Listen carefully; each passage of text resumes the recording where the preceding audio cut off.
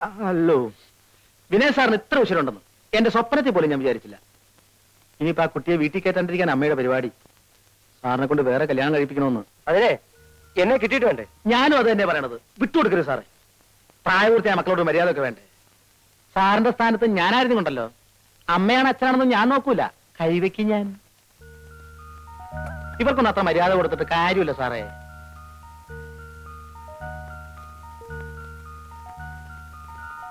ഞാൻ ആ സമയത്തോടെ ഉണ്ടായിരുന്നെങ്കിൽ ഇങ്ങനെ ഒന്നും വരില്ലായിരുന്നു. ഡാഡിയും മമ്മിയും വലിയ ബുദ്ധി ഉപയോഗിച്ചതാ. ഏതായാലും അവരുടെ മകനായ എനിക്കും ആ ബുദ്ധി കുറച്ച് കിട്ടുമല്ലോ. ചേച്ചി ധൈര്യമായിരിക്കും, ഞാൻ എല്ലാം ശരിയാക്കാം. വരൂ.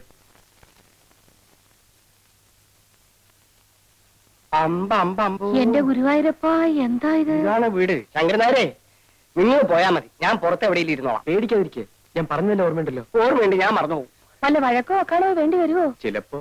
അയ്യോ, വഴക്കണേ, ഞാൻ വാണോ. ഇതിലും ഭേദം വല്ല ധർമ്മക്കാരും പിടിച്ചോണ്ട് വന്നാൽ മതിയായിരുന്നു. തന്തയെന്നും പറഞ്ഞ് നടക്കണം.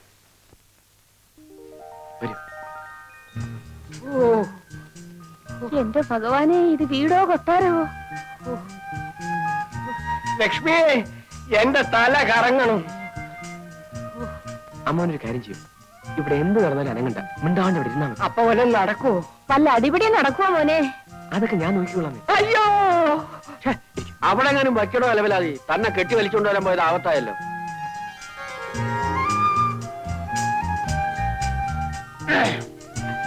നമസ്കാരം. ചകരക്കുട്ടി, അല്ല ഇതാര്? മമ്മിന്റെ അടി എവിടെ?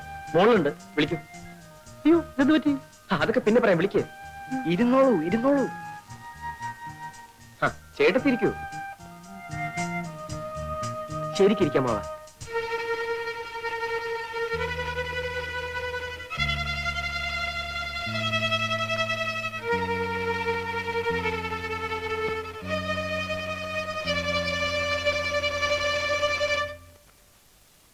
എന്താ എല്ലാവരും കൂടി ഇങ്ങോട്ട് പോകുന്നത്? അതെ അതെ, ഈ നിൽക്കുന്നത് നിങ്ങളുടെ മകന്റെ ഭാര്യയാണ്. അവളെ അവളുടെ ഭർത്താവിന്റെ വീട്ടിലാക്കാൻ വന്നതാ. നിങ്ങളാണോ പെണ്ണിന്റെ അച്ഛൻ? അല്ല, ഈ നിൽക്കുന്ന ആളാ. ഇത് അമ്മ, അമ്മ, അമ്മ. ചേച്ചി, കഴിഞ്ഞതെല്ലാം പോട്ടെ. ഒന്നുമില്ലെങ്കിലും നമ്മള് പെണ്ണുങ്ങൾ മാറി നിൽക്കൂ. ലക്ഷ്മി, ഇങ്ങോട്ട് പോര്, പോര്, പോര്, പോര്. തന്റെ പേരെന്താ? നായർ. ഞങ്ങളെ അറിയിക്കാതെ ഞങ്ങളുടെ മകന്റെ കല്യാണം നടത്തുന്നത് ഇവിടുത്തെ മര്യാദയാ. അതിപ്പോ നിങ്ങളൊന്നും പറയണ്ട, കുട്ടിയുടെ അച്ഛൻ പറയട്ടെ. അയാൾ പറയില്ല. അയാൾക്ക് ദേഷ്യം വന്നാൽ ഇന്ന് വിറക്കേ ഉള്ളൂ. പിന്നെ വല്ല വെട്ടോ കുത്തോ വല്ല നടക്കുമെന്ന് പറയാൻ പറ്റില്ല. ഇവരെ കൂട്ടിക്കൊണ്ടു നീയാണോടാ? എനിക്ക് വേറെ വഴിയില്ലായിരുന്നു മമ്മി. ഇത് കണ്ടോ, എന്നെ ഇവിടെ തനിച്ചാക്കിട്ട് ഡാഡിയും മമ്മി വിനോദിനെ മാത്രം കൂട്ടിക്കൊണ്ടുവന്നില്ലേ? നാട്ടുകാർ എന്നെ ഖരാവ് ചെയ്തു. എന്നിട്ട് അവര് തല്ലിയോ? തല്ലിയൊന്നോ?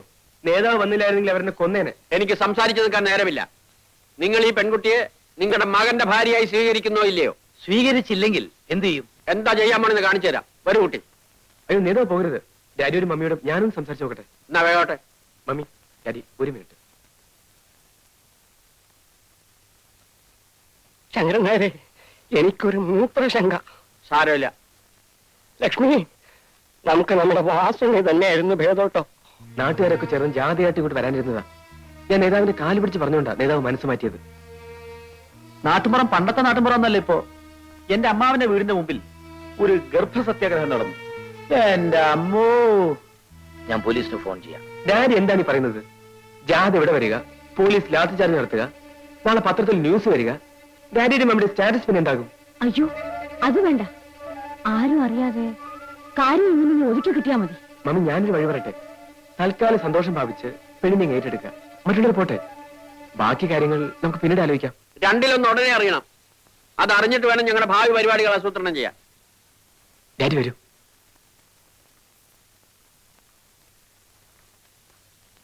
ഡാഡിക്കും മമ്മിക്കും അവരെ അറിയിക്കാതെ കല്യാണം നടത്തിയുള്ള പ്രയാസമാണ്. അത് മാത്രമേ ഞങ്ങൾക്ക് വിഷമമുള്ളൂ. അതിന് ഞങ്ങൾ മാപ്പി ചോദിക്കുന്നു. വേണമെങ്കിൽ നാട്ടിലൊരു പൊതുയോഗം വിളിച്ചുകൂട്ടി പരസ്യമായി മാപ്പി ചോദിക്കാനും തയ്യാറാണ്. അതെ, അതൊന്നും വേണ്ട.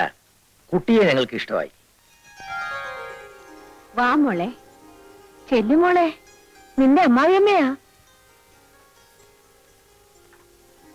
നിങ്ങളിവിടെ എങ്ങനെ എത്തി? മോനെ, എനിക്കും ഡാഡിക്കും രാധയെ വളരെ ഇഷ്ടപ്പെട്ടു. അതെ,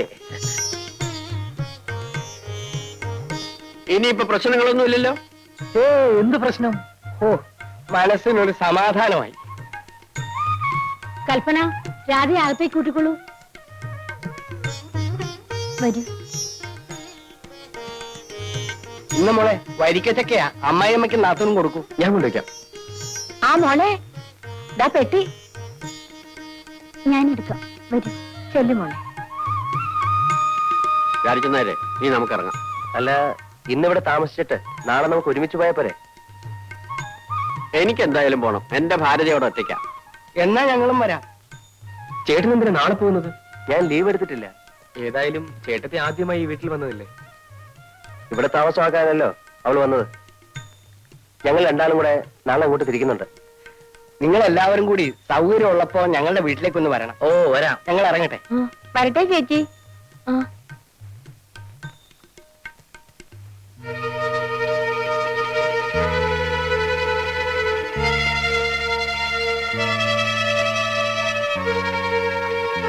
Darling, take it easy. Easy ആയിട്ട് എടുക്കാനോ? എന്നെ തോൽപ്പിച്ചെന്നായിരിക്കും അവരുടെ വിചാരം. ഈ ലീല ആരാണെന്ന് അവർക്ക് അറിഞ്ഞൂടാ. Then what is your plan? എന്റെ വിനു മിസ്സിസ് തമ്മിയുടെ മോളെ തന്നെ കല്യാണം കഴിക്കും. അപ്പോ ഈ കുട്ടിയോ? അവളെ എന്ത് ചെയ്യണമെന്ന് നമുക്ക് ആലോചിക്കാം. ഇതാ, ഇതിലേത് വേണമെങ്കിലും എടുത്തോളൂ.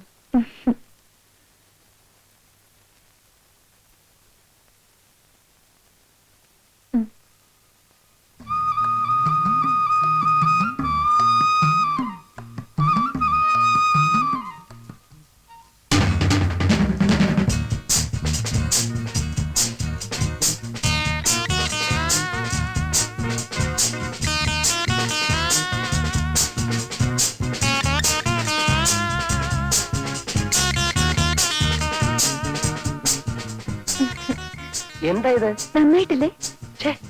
അയ്യേ, എന്തൊക്കെയാ കാണിച്ചു വെച്ചിരിക്കുന്നത്? പോയി ഇതൊക്കെ മാറ്റി വരൂ. എനിക്കിതാ ഇഷ്ടം. എനിക്കിതാ ഇഷ്ടം. നിന്റെ തലയ്ക്ക് വേട്ടാ? ഇതൊക്കെ ഇവിടുത്തെ പരിഷ്കാരി പെണ്ണുക്കെ ചേരൂ. എനിക്കിത് കാണുന്ന ദേഷ്യം. അപ്പൊ എന്റെ ഭാര്യ ഇങ്ങനെ തുടങ്ങിയ?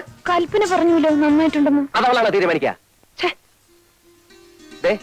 എന്റെ ഭാര്യ വേഷത്തിലും ഭാവത്തിലും ഒരു നാടൻ പെൺകുട്ടിയായിരിക്കണമെന്ന് എനിക്ക് നിർബന്ധമുണ്ട്. 7 വെളുപ്പിന് എണീറ്റ് കുളിച്ച്, മുടിയിൽ തുളസിക്കതിർ ചൂടി, നെറ്റിയിൽ ചന്ദനക്കുറിയിട്ട്, ചുണ്ടിൽ മന്ദഹാസവുമായി, ചുണ്ടത്തി ചായയൊക്കെ വാരിതേക്ക് ആരാ നിന്നോട് പറഞ്ഞേ? തൂത്തുളഞ്ഞ്. എനിക്കിതാ ഇഷ്ടം. രാധ, നിന്നേക്കാൾ കൂടുതൽ ലോകം കണ്ടിട്ടുള്ളതാണ് ഞാൻ. എന്നിട്ടാണ് ഈ പഴഞ്ചൻ സ്വഭാവം വെച്ച് നടക്കുന്നത്.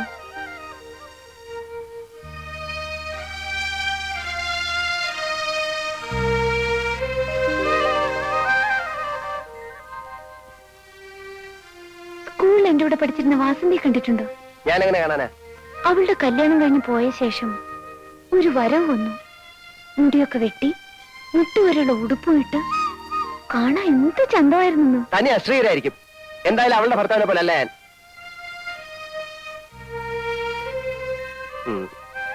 ഏതായാലും കഴിഞ്ഞതൊക്കെ പോട്ടെ.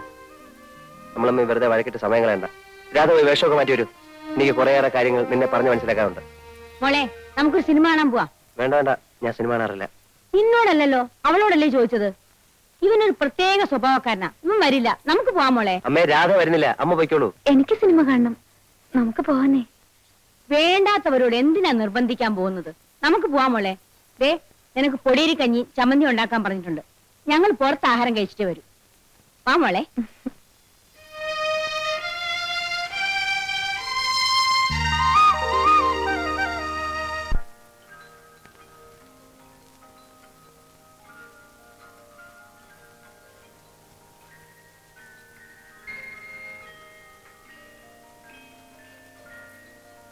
Good night mummy. Good night. Good night ചേച്ചി.